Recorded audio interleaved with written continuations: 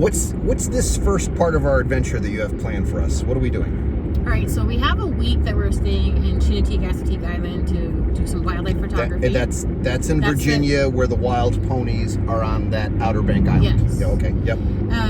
But we had a few days before to kill, so.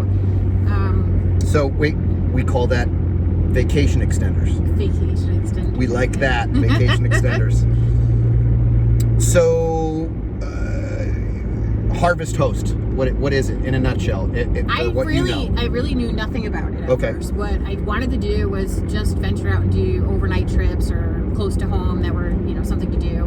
And I don't really want to have to unhook the camper. I just want to kind of drive and go somewhere and do something. But I also love wineries. I love farms, museums and things like that. You know how to make your husband happy too, because you know that give him a couple glasses of wine. Wine makes me happy. Yes, yeah. Wine is good. Coffee in the morning. Coffee in the morning, wine at night. Yeah. All right, so this trip is actually our first Harvest Host stay, and I think we could agree that everything that we've dealt with Harvest Hosts and the local locations has been exemplary thus far. Yeah, for the price. For the price. And I can't remember exact price, but it was under $80 and for a year membership. To all access of that tier of Harvest Host locations we can go. Yeah. Okay. And I called one place to set up before one night before Virginia, going to Chincoteague Island, and they were booked. So I looked up another place within the same area, and they had availability. Got back to me within 24 hours, and I booked them. And then we found out we had an extra couple days, so we were like, you know what? We can go out of our way to Pennsylvania, we can go out of our way to New Jersey, and then we can just go to the third destination. So we actually have 3 Harvest Hosts. Oh, I didn't realize that. In a row. So this is our first one. Oh, because the vacation starts Monday. Yes. Woohoo! So. All right. So the first winery is called. Let me see if I can pull it up here. Am I still on the right path here? It looks like it. Okay. So we're going to Saylorsburg, PA, and that is spelled Saylorsburg. To Stone Lake Winery, and our host is Scott and Jackie. They got back to us right away. They got back to us right away. Their email was. What's today? Today is Friday. You booked it yesterday. I booked it yesterday. Yep. They have 5 spots. Yep. So and that's a good thing to bring up. They have 5 spots. It's limited. We're at the tail end of April, the beginning of May season. It's not really full RV season. Right. Really. So we got lucky. But you're not always going to get lucky with these spots. Yeah, and RVing right now is like really big. We've been doing it for a couple of years. Yep. And we mostly do off-roading. We have our generator and we bring our own water and everything like that. We boondock, baby. We boondock. So when we go to, I really don't like campgrounds. They're usually really too packed for me. And trying to get away from people. Yeah. Sorry. Well, not everybody. I know. Not you. Not Not our friends. Not our kids. But, all right. Yes, but anyway, so they got back to us very quickly. Their email was very understandable. Their Facebook page states that they're open until 9:00 tonight. So that kind of means that you have some leeway to get there.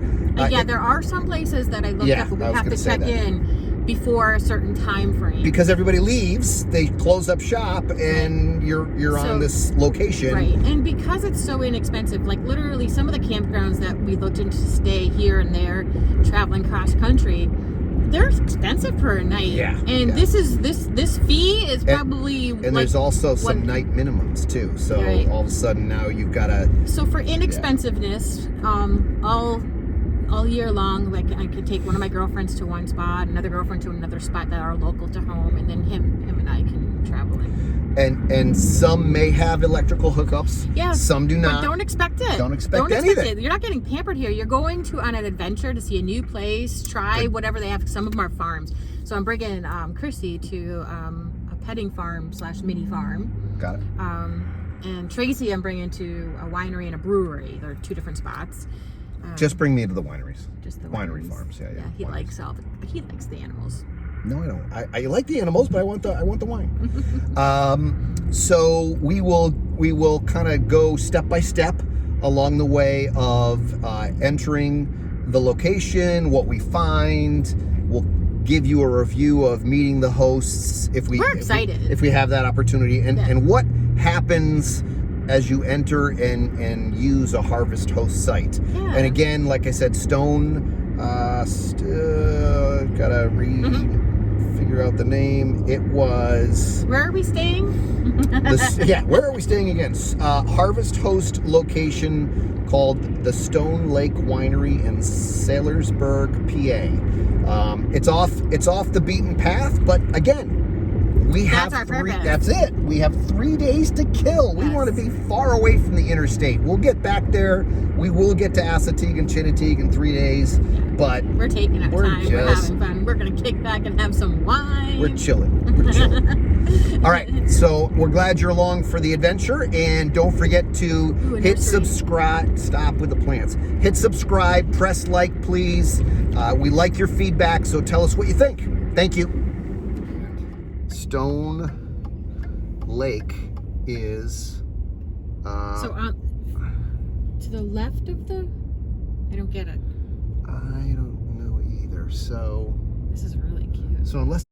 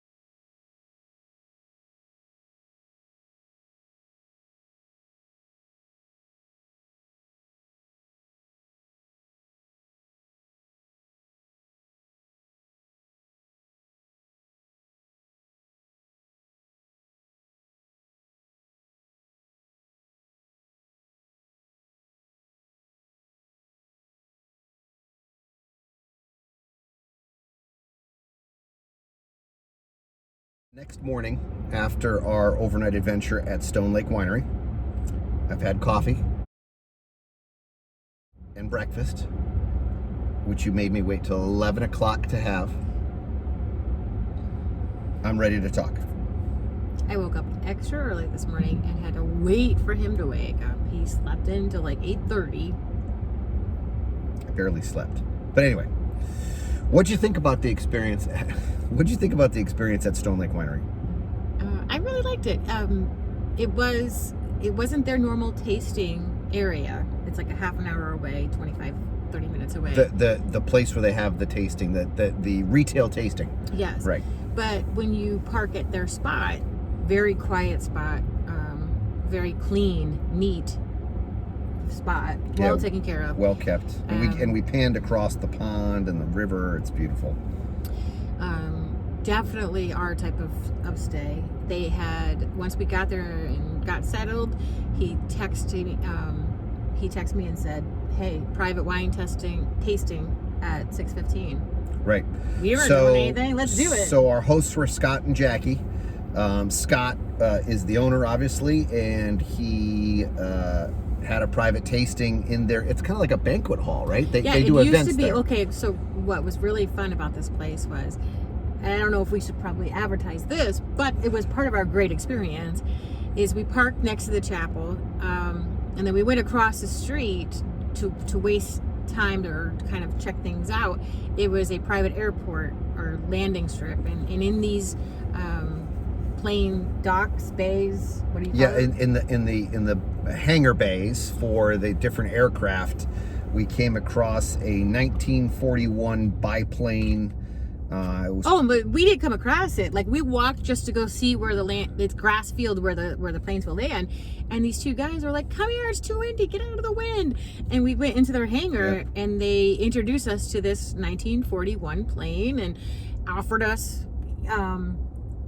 rides if it was nice. If we wanted to, a beer if we wanted to. They were so cool. The next day, if it was less windy, yeah, it was very, very, very neat find to be able to talk some aviation while we were out there. Yes. But that's across from Stone Lake Winery. It had nothing to do with them. Right. It was just part of our experience being there. They were super nice peeps. So we get there, Scott comes out, we go into their banquet hall where they have parties and weddings and stuff like that. And it's a bed and breakfast. It is also a bed and breakfast, right?